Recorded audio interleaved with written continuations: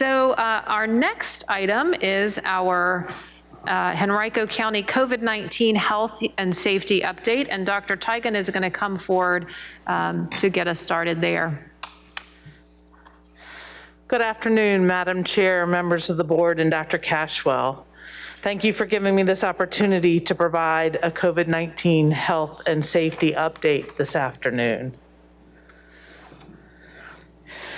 Today's agenda includes a reminder about the Health Committee's membership and its role, a reminder of the key prevention strategies for COVID-19, an update on the efforts to vaccinate 5 to 11-year-olds and provide boosters, a reminder about mask protocols, additional opportunities for COVID-19 testing, and changes to isolation and quarantine practices per the latest CDC and VDH guidance and as recently clarified by Virginia's new Commissioner of Health.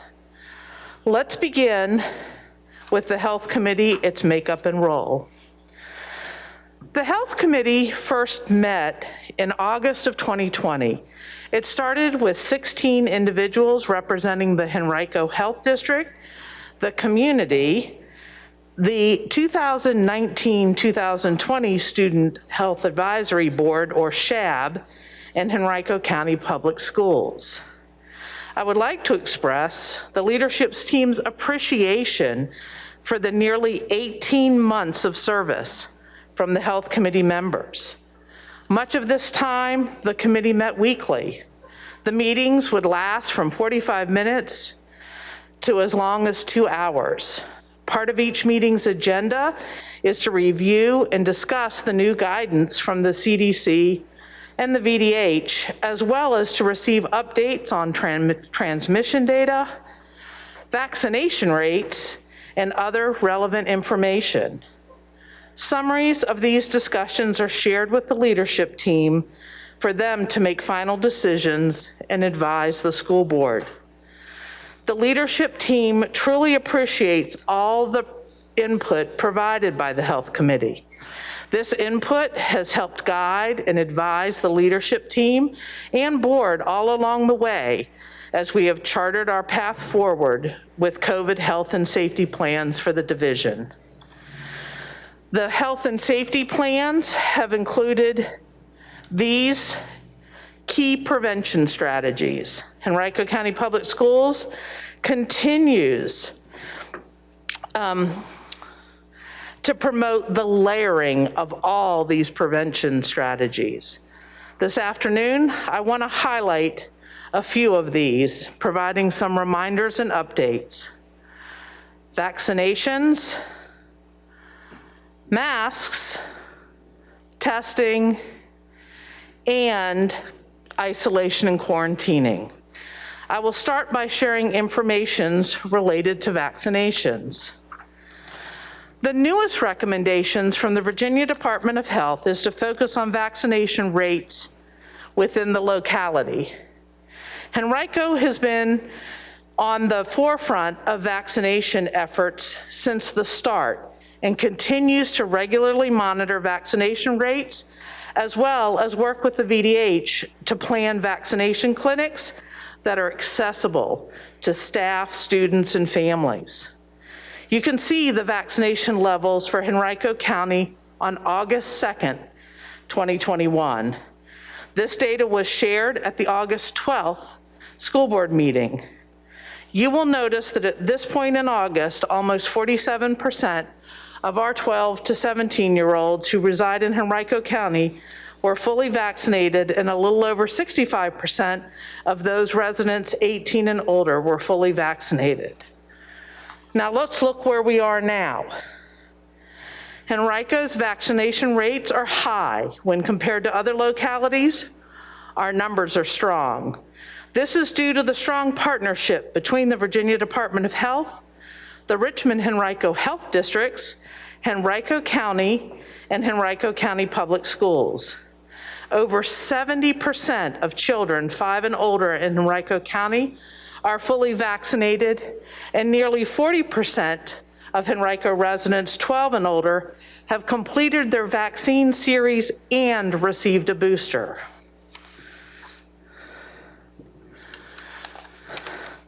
We continue to partner with the Virginia Department of Health to provide vaccination events for those needing their primary series or a booster. Given the current success of in-school vaccination clinics at the 4 pilot schools, plans have been finalized for providing 2 doses of the Pfizer vaccine at the remainder of our Title I elementary schools beginning next week. These schools are listed on the slide that you see there. Only students enrolled in the schools will be permitted to participate in these vaccination clinics.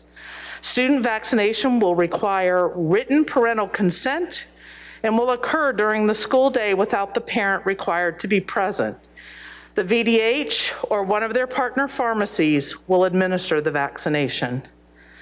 The principals will be sharing information with their families, and the principals will work with their family advocates, their school nurses, and social workers to reach families who might benefit from this opportunity for their child to be vaccinated at school.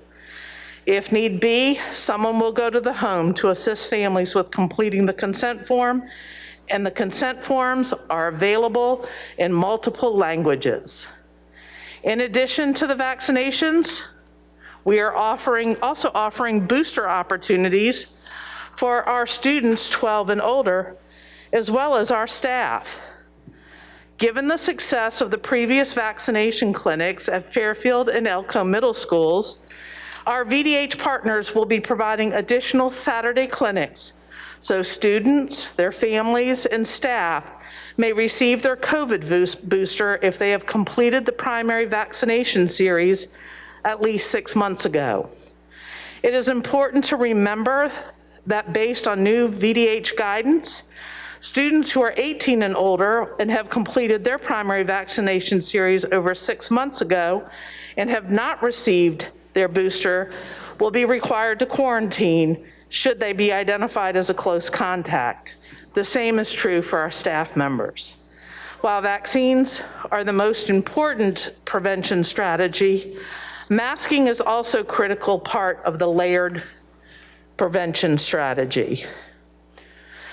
As we've continued to emphasize with our staff and families and community, we have and will continue to exercise flexibility if or as conditions change.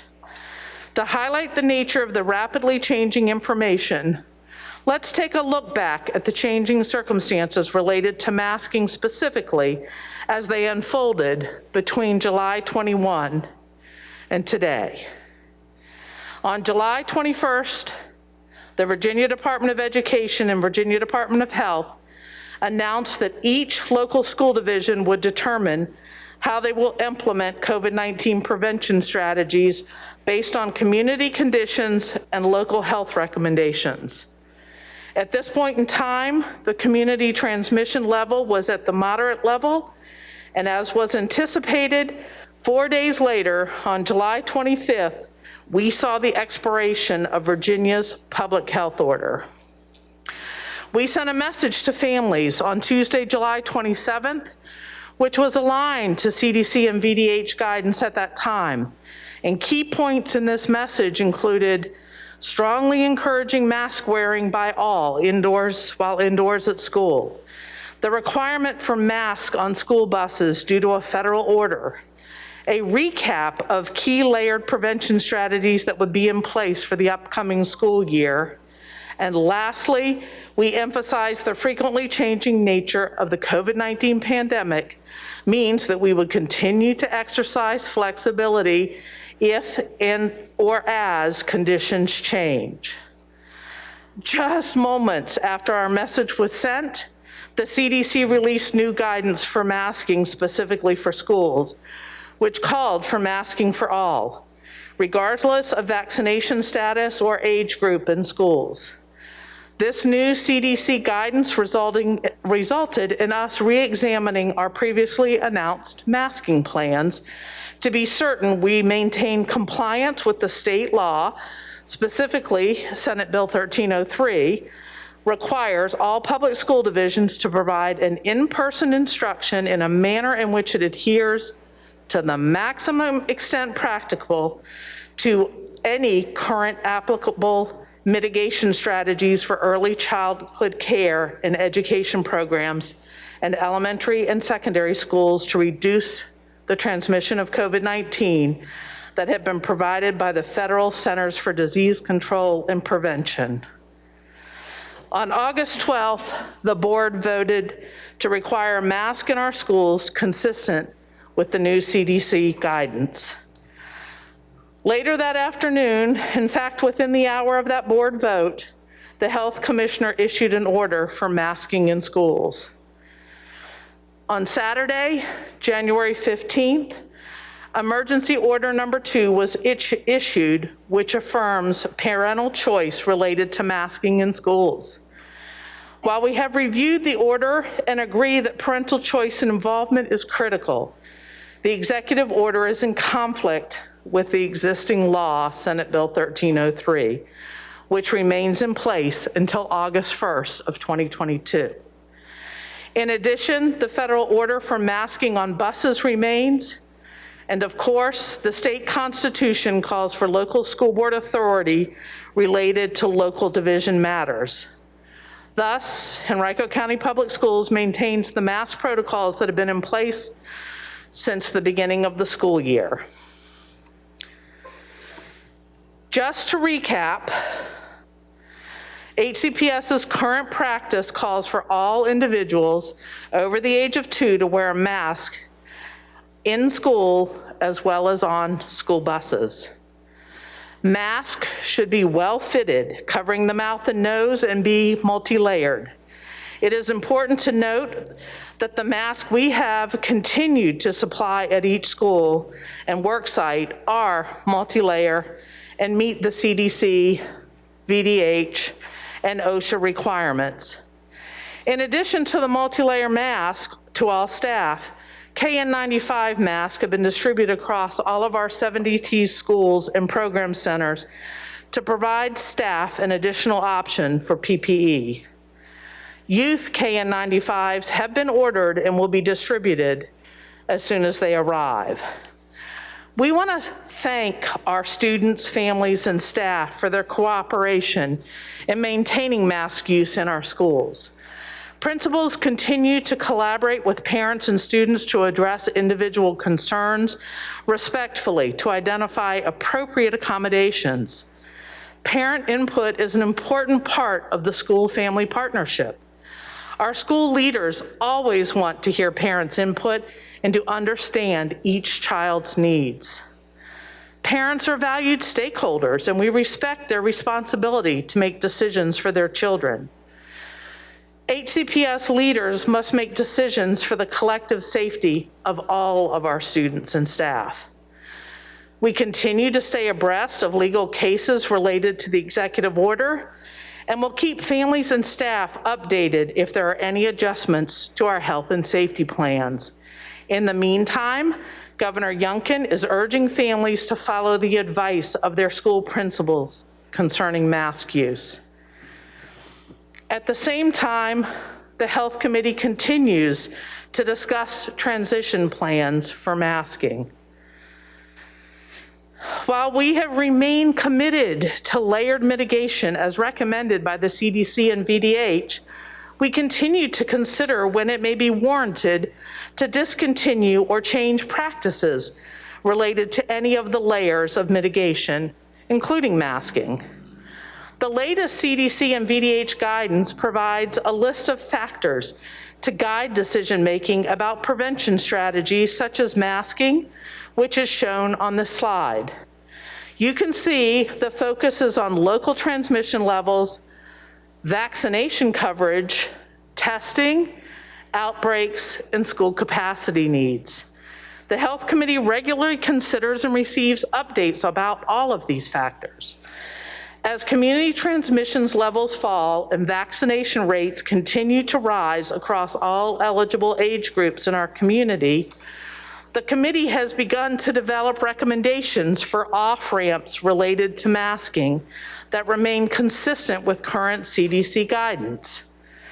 As you'll recall, our current policies for visitors and volunteers in schools is responsive to community transmission levels. Similarly, the committee is approaching a plan to moving forward with masking protocols that is responsive to local transmission, vaccination rates, and school level impacts.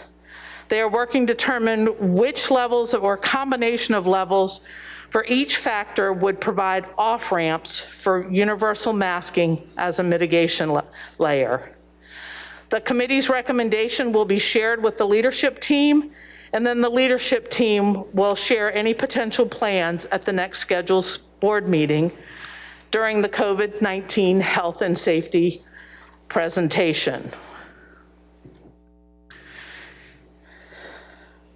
In addition, we keep pushing forward with testing.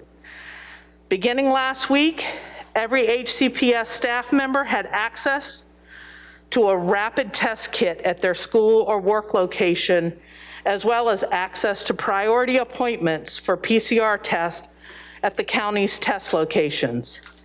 Each school and work location across the division has a supply of COVID test kits for immediate testing of any employee who believes that they have been exposed at work or in the community, and the kits are self-administered tests that provide results within minutes.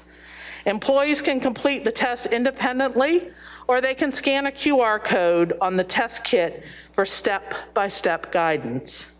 Staff members can also sign up to get PCR tests at one of the county's community testing sites. Henrico County's emergency management team is giving priority access to appointments for our staff. To sign up, our employees just need to log into Oracle and fill out a questionnaire, and they'll be guided through steps to make a testing appointment. The provision of these tests is only possible because of the tremendous partnership our school system has with the county government, specifically the Emergency Management Office. We are grateful to the county manager, Mr. Vitolkas, and the entire emergency management team for consistently understanding and prioritizing the needs of HCPS staff as we work together to ensure the collective health and safety of the Henrico community. After several weeks of lagging supply of take-home test kits for students, a new shipment has arrived from the Virginia Department of Health. Our amazing facilities team is labeling and delivering the kits to our school clinics. Having these test kits is important to our families as they test to reduce quarantine time. The staff take-home kits mentioned previously will mean that all of these kits supplied by the VDH can now be used to support the needs of our students. The latest VDOE and VDH guidance for school division reiterates the importance of screening testing as a vital part of mitigation efforts. Consistent with the newest guidance, we continue to participate in the VISTA program and test our winter athletes and coaches on a weekly basis.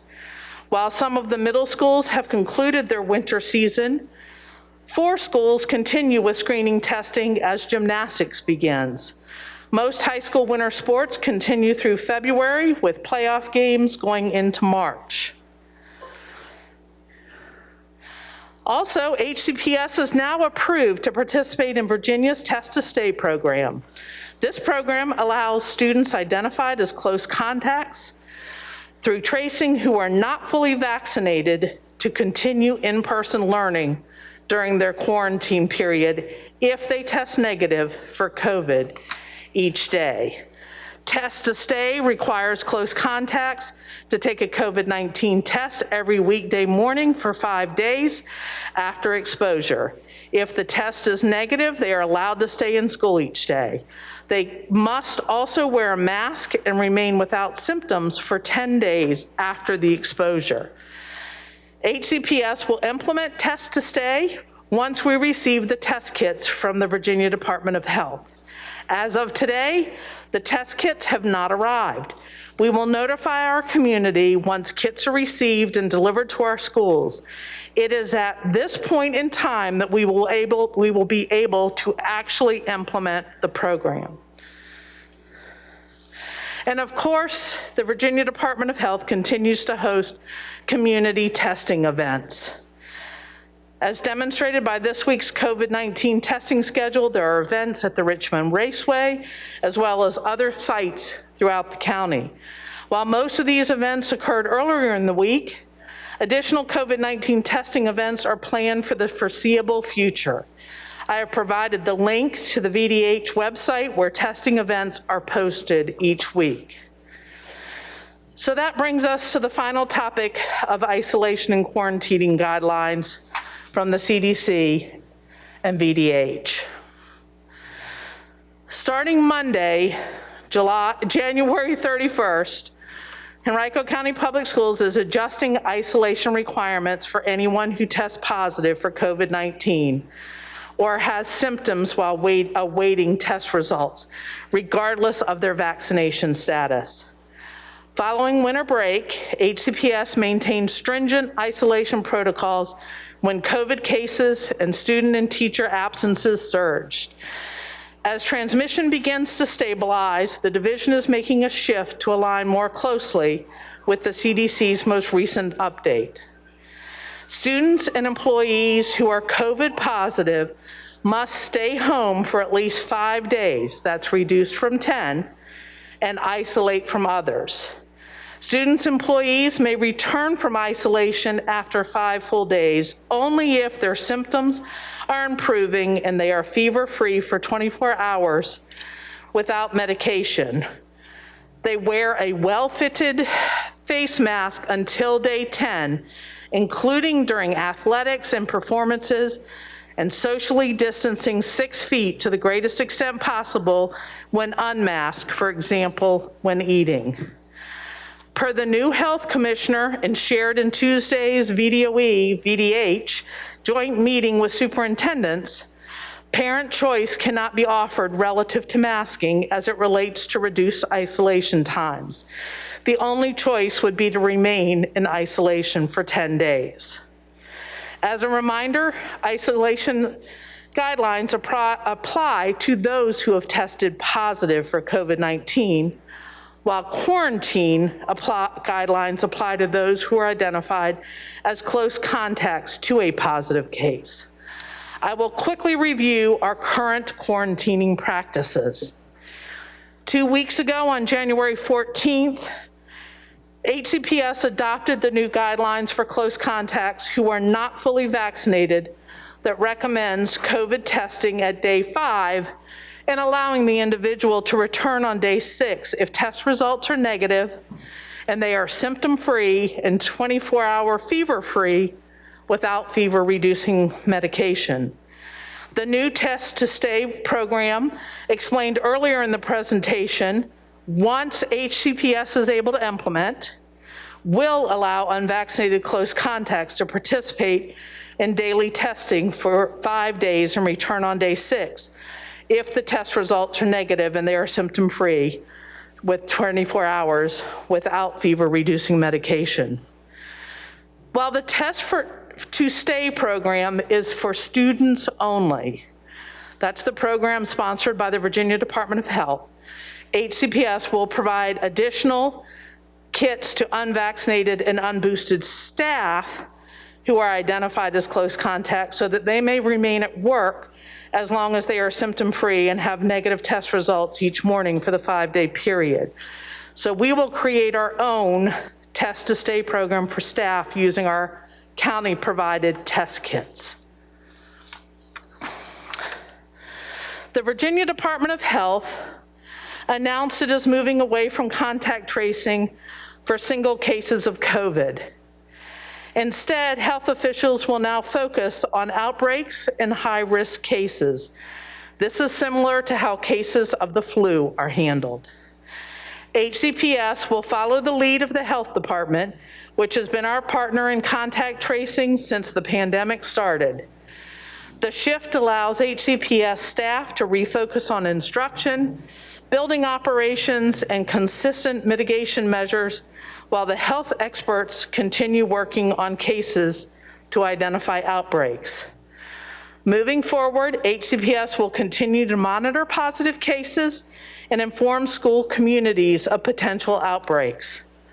The HCPS COVID dashboard will also be updated to reflect positive cases and outbreaks with students and staff. I know this has been a significant amount of information, so I am sure you have some questions for me. Thank you so much, Dr. Tigan. The much anticipated COVID-19 health and safety update at today's meeting. I know everyone wants to go first and give comments and ask questions, but I think I'm going to start with Ms. Adkins today. So thank you.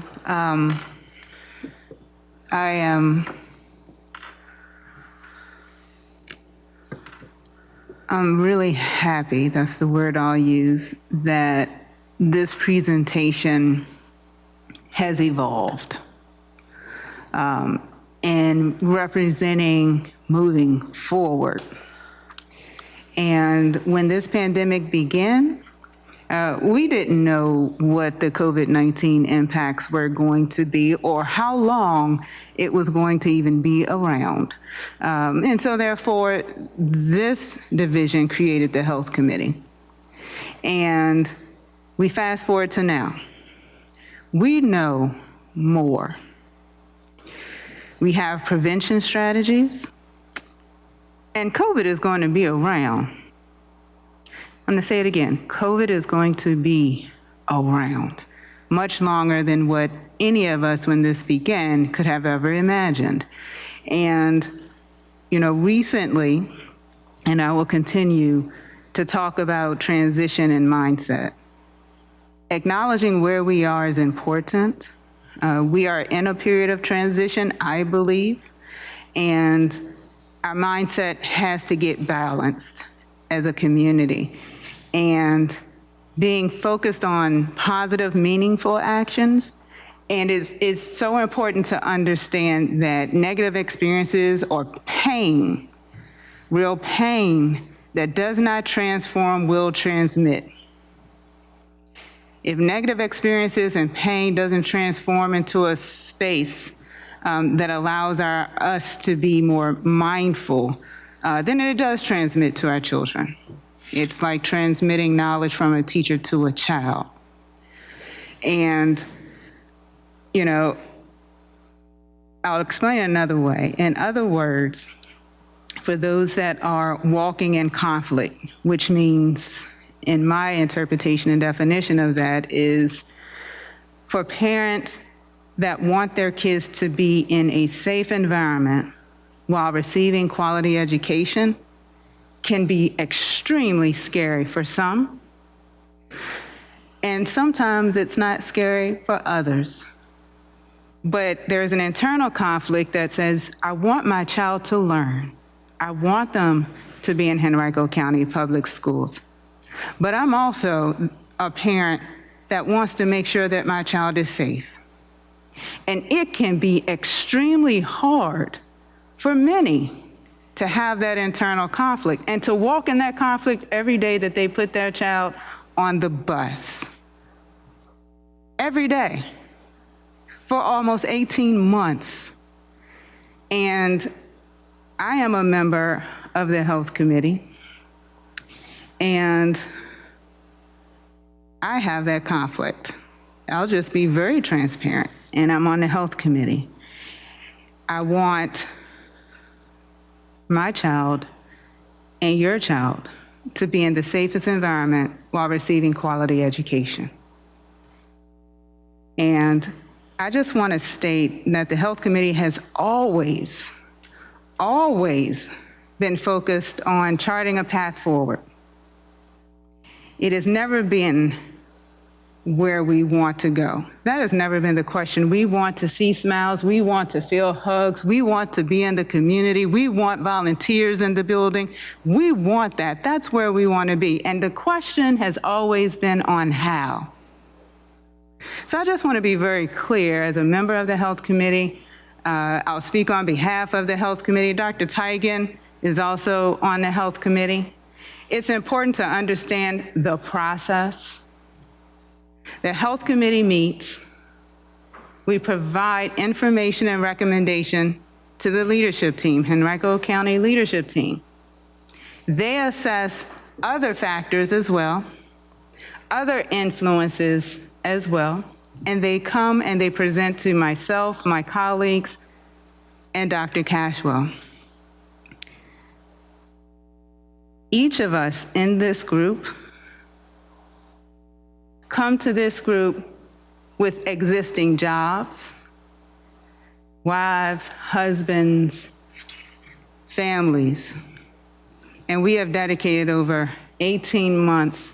Dr. Tigan shared, we're in meetings up to 2 hours. I will tell you, and I think Dr. Tigan would agree, that outside of us meeting collectively, individually, we are still working.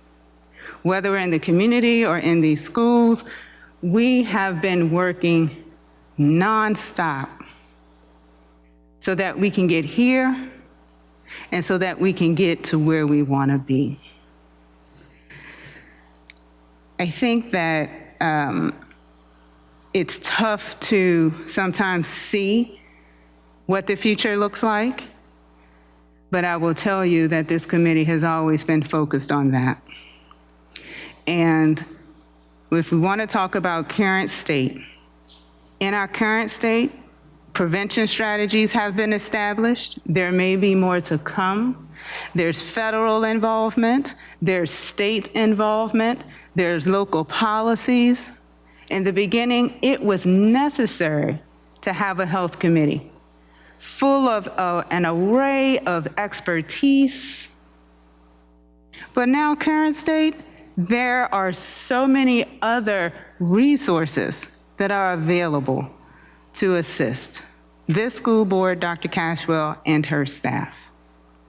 And if you're wondering why I'm harping on and on and on, I think it's important to understand the significance and the magnitude that these individual members have contributed, that has shaped, formed, and has been the gel in moving us forward.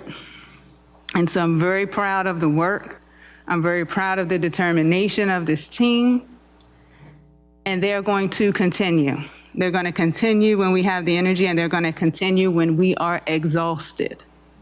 Because we certainly understand what's being done. And we know our goal. And it is to see smiles and to feel hugs in the safest way that we can. So with that said, Dr. Cashwell, I do have a few questions. Has each school received a shipment of the rapid test? For adults or for our staff? For our students. For the students? Mm-hmm. They haven't. We received an order back right as we were closing for winter break, and those were out to schools when we returned from winter break. They were in their buildings. They had exhausted those, and just this week, midweek, we got a new shipment that we've been waiting for, and those are out. They're being processed. I do not think they're all in buildings yet. My guess is they'll be starting to head out tomorrow and Monday to school buildings. Thank you for that clarification. I just want to make sure that parents know that they are in process. So if you are at a school and you don't have those yet, and you've requested one, know that they are coming. So I just wanted to be clear with that. And this presentation does share many significant updates. I'm wondering around the communications around the progress and how we're going to share this evolving way that we are moving forward. And and if you don't have a response for that right now, it's all right. But I just want to make sure that we address how we move forward in our communications around a plan. Well, I do know that there's a plan to get information out in tomorrow's binder. And I don't need to speak for you, I'll let you speak. Good afternoon. Good afternoon. There are multiple layers to our communication about the health and safety plans. So the first item is that our new staff newsletter, the Clipboard, will contain information relative to staff and making sure that there's a general understanding in case there are questions directly to staff members from parents or students. And then tomorrow evening, there will be an edition of the binder that will be sent to all families and staff that again reiterates the changes and builds awareness.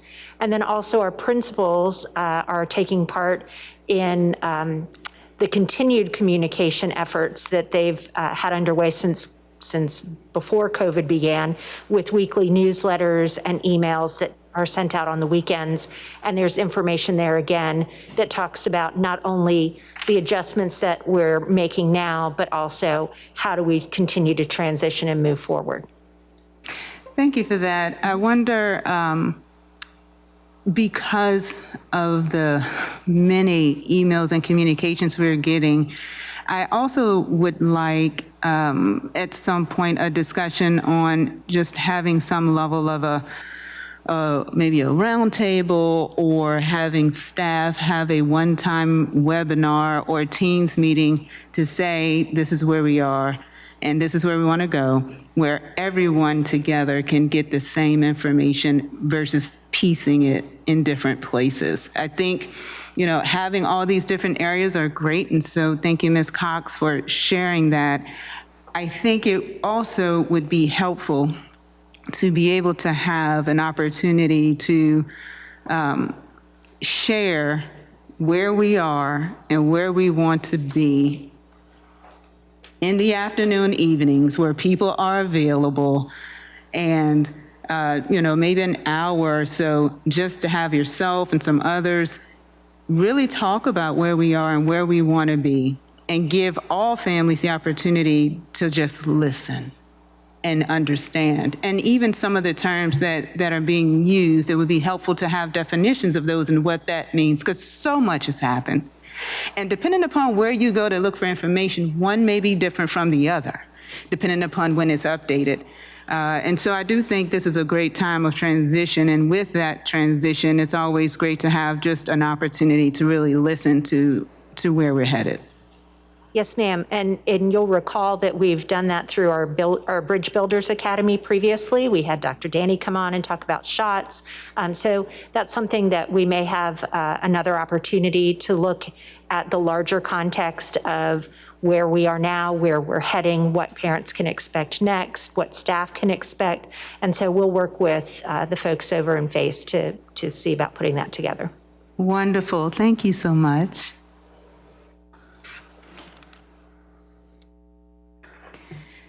And I will yield the floor back over to you, Vice Chair. Thank you, Ms. Adkins. Thank you for speaking to mindset, the role of the health committee, testing kits, communications, and what this transition and moving forward looks like. How about you go next, Mrs. Shea? Thank you, Vice Chair Kinsella. There's a lot here. There is a lot to process. There's going to be a lot for our families to process. I know some of our families are going to feel like this is too much change, and some of our families are going to feel like this is not enough change. It's a lot. Dr. Teigen, if I may, I just want to hit on some of the highlights that you spoke to, either to reiterate or just to have some clarity on, to help hit the highlights. I know there will be an official communication going out to all of our families with all of these pieces. When we look at the quarantine, and to remind folks, quarantine is when you have been exposed, when you've been identified as an exposure. We adjusted the quarantine period at our work session 2 weeks ago. Has there been an additional change to quarantine procedures? No. Any impact would be when the test to stay kits arrive. And then that will be a change. But, and there is a change for staff because we have test kits for our staff for test to stay. But that's the only change in quarantine for our unvaccinated or not fully vaccinated staff at this point. And so, and I'll just add to that, if an individual didn't want to participate in the test to stay, did not want to be tested daily, they would follow this quarantine procedure as it is and as it stands now. The test to stay is an added option, again, once those kits are in hand for staff and students to be able to do the daily test rather than quarantine. Good, yeah, and that was my next question. I wanted to make sure our families understood that the test to stay is another option for them. It is not mandatory, correct? Correct. An individual may opt to quarantine, or they may opt to participate in the test to stay. Okay, so we haven't changed quarantine here other than adding the layer of the option of test to stay. What has changed is isolation, which is when once you test positive, what we're looking at is a change to the isolation guidance, correct? Correct. Okay, and to, just for clarity, what guidance does this new procedure, if you will, align with? It aligns with CDC and VDH guidelines at this point. So the CDC provided an update around the same time we looked at the quarantining guidance. We opted not to shift the isolation guidance at that time, and Dr. Tigan explained why. The updated VDOE, VDH guidance for public schools does reiterate this and mirrors this guidance that we, as we're adopting it. Okay, thank you. And then the change with contact tracing is really coming from the changes at the VDH, correct? Correct. They have shifted their practices and we are shifting with them. And I'm going to put my parent hat on here. And even though we don't have this official contact tracing, I think it's so important to the best of our ability to notify families when there is a positive case in their child's classroom. Even if it's not in official contact tracing, I think it's important specifically to support families that may have higher risk factors or students that may have higher risk factors for them to understand when there is a positive case in their classroom, if possible. I know we would notify for an outbreak, but I would really like to see, if possible, for us to notify a positive case within a classroom. We will talk with principals about the feasibility. We know that, as our secondary school, sometimes that can be difficult and we don't want to overpromise. We know with the outbreaks that is an expectation as we're moving forward with the health department. And remaining at the school level, always reporting those out. So the weekly reports that go out from the school community will continue to note the positive cases that have been in the school, and absolutely understanding that while the close contact tracing, as the VDH has been doing in partnership with us, has changed, they're still looking at both individuals who are positive and then any potential outbreaks and impacts there. And absolutely current practice, and will continue the practice of notifying at the classroom, school, activity, it could be an activity group, athletic group, notifying at that level for the outbreaks. I appreciate hearing that, and I know we'll continue to be transparent with that dashboard, but there is a lag there in terms, and but I also know that there's a lag in self-reporting in terms of when a child tests positive versus when the school knows, and so also acknowledging that. But again, I just want to iterate, I think to the best of our abilities, being transparent at the classroom level would give our families just a lot more confidence in terms of as we transition to these off ramps. And then the last thing I want to reiterate is around the masks. And can you just reiterate again what, I won't say what we're waiting for, but what is the next critical piece as we look at masking? Looking at the impact of like vaccination, what vaccination status, what community transmission, what other factors related to the school system. When you think about staffing, absenteeism, you know, the impact that has and what that might look like on continuum, much like we have the continuum for our visitors and for our volunteers, creating that continuum for masking. And we are all ready and will continue to work with individual families, correct? Yes, absolutely. Okay, so I just want people to hear that has been happening, that you know, has already been happening in terms of working with our families, and that we're really listening for that court decision, a court decision in terms of SB 1303 and Executive Order 2. You explained that quite well, Dr. Teigen, and I look forward to, when I get constituent questions about it, just sending them the timestamp of your part of the report there, because I think you laid it out very well. So that is all from me. Thank you, Mrs. Shea. Mrs. Ogburn? Thank you. I mean, to say we live in complicated times is an understatement.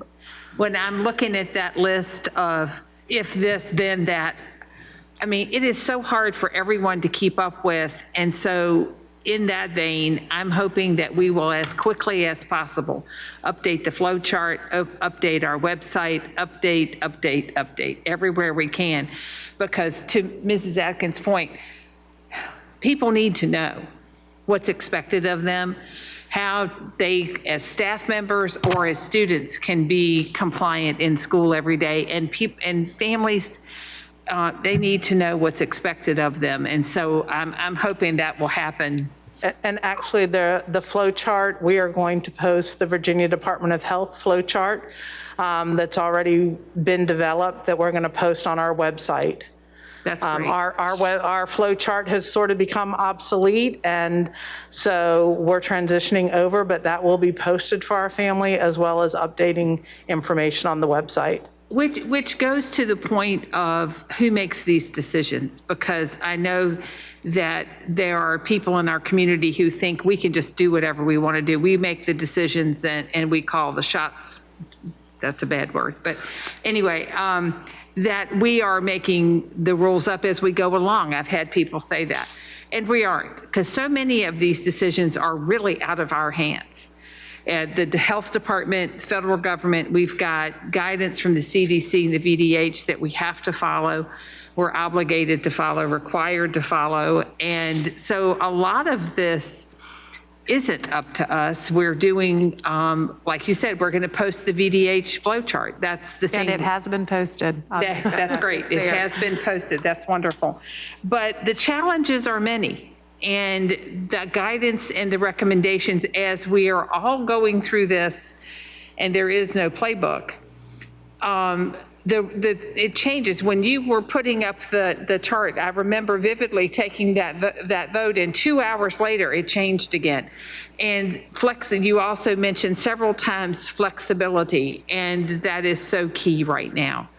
We all have to kind of give each other a little break and understand that the guidance is changing as we learn more about the situation and as the disease progresses.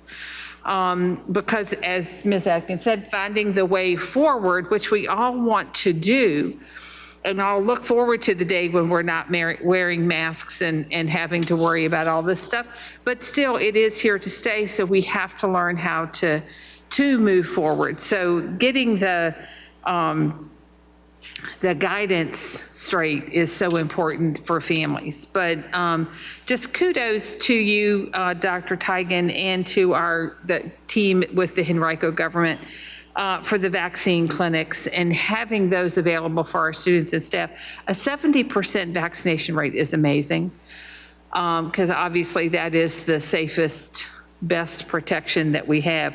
We've put a lot of mitigation in there, in the hands of our families, and we're giving them a lot of choice as to how to go forward. And being able to provide that to our community is incredible. I did have one question about playgrounds. I've gotten this from a couple of constituents who have told me that some playgrounds and some schools are doing various things about how kids can play outside. There are some kids, they're sectioned off. For example, they can only play with kids within their own class. They're just different rules. And I wasn't sure, is that a school by school decision or is that a division wide? I know you put up there about outdoor play, so I thought I would ask this. So our masking guidance as it is, our protocols allow for the mask to be removed outdoors for recess and when playing. The prior and current brand new VDOE, VDH guidance does talk about the strategy when individuals are a mask of potting and clustering and making sure that for purposes of understanding close contacts, that we maintain an idea of who's been where. For example, seating charts at lunch, knowing individuals that have been playing together at recess and so on. So that's probably why you're hearing about some of those practices. Well, and that I guess would be in the category of one of our many layers of mitigation. Yes. And so we're going to continue that with having as few contacts outside of your normal day as possible. Because I have had a few parents that have said, let's begin to go back to the old way of everybody in third grade goes out to recess together. And that's not what we're doing, and it's going to continue that way. But that's a division-wide, not school-to-school decision, correct? Right. Okay. But I think that's all for me, but thank you for the update. I know it is a lot of work what the team is doing, and we all appreciate it. You probably don't hear that nearly as much as you should. Thank you, Ms. Kinsella. Thank you so much. I think I'll start with saying that I heard on your contact tracing slide, I think I heard principals, administrators, nursing staff, everyone across Henrico schools elated that contact tracing has been removed from their plate, if you will. So I guess the credit goes to what, changing guidelines to the VDH maybe? That is definitely a huge part of it. We were working with our principals and so on to try to navigate and redefine the process. And as the VDH, as we met with them, were sharing how they were navigating forward. And so that became the natural pathway for us because we've been working with them consistently.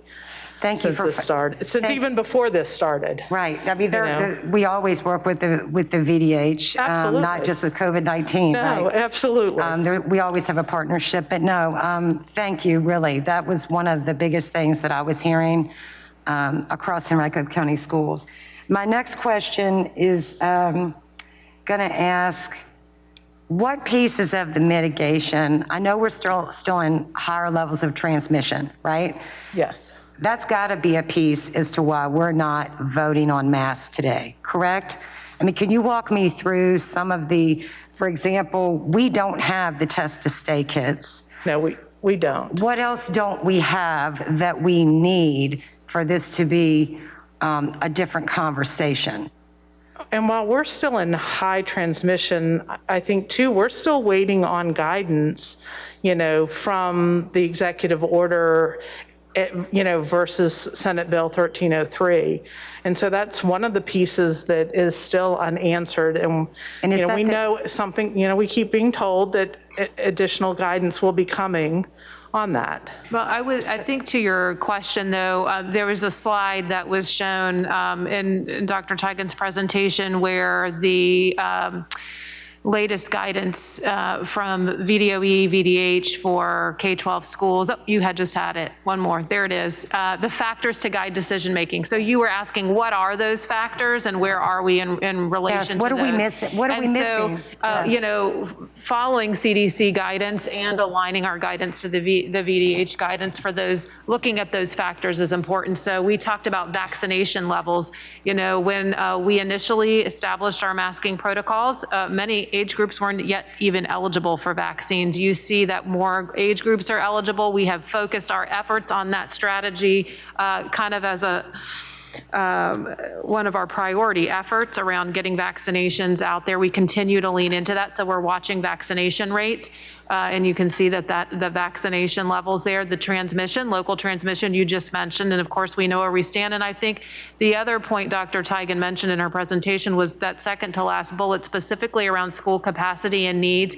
And you know that as we returned from the winter break, not only this was kind of plaguing us before, but we saw headlines picking up the absence rates of staff and students, and understanding how local transmission is actually impacting schools, our ability to staff in-person instruction.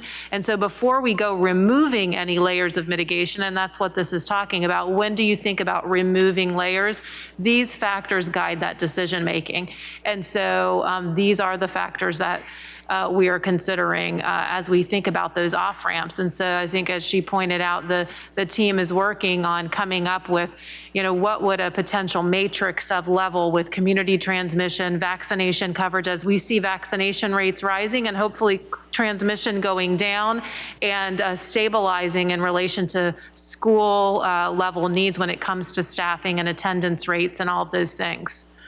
I just want to clarify because, I don't want, having read a lot of emails, lots of correspondence, I don't want folks to, and I've read some headlines too, and folks think that we're just being defiant or disrespectful of our new governor, and that is not the case. This slide right here demonstrates new guidance from Governor Youngkin, right, and his team, correct? Correct.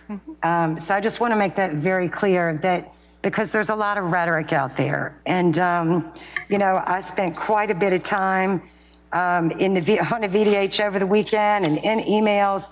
And, I'm so excited to see this plan that we talked about at the last meeting. And this plan has come forward. We asked that, and now you're saying that we should know even more by the next meeting. We'll hopefully be in a different place. I mean, we're talking about plans and the process and moving forward and off-ramps and just transition and mindset. And I just think, it's not lost on me. When I read, and I guess this is what really resonates with me on the VDH site, the very beginning, if I may, with freedom comes responsibility. This guidance clarifies the roles of parents, educators, and the schools. What he didn't say is your local school board as well. All the things on the slide, all the things for the last 22 months that, that we've worked on. And to get our students back in school 5 days safely, and not just our students back in school safely, but our employees. Those are the decisions that we have to weigh. So I just, appreciate y'all letting me just go there for a moment, because it's been a lot to carry, because I know what we've done. And if it was just about being able to opt out of a mask, it's just about so much more than that. So thank you. Thank you so much, Dr. Tigan, for this update. Dr. Cashwell. All right.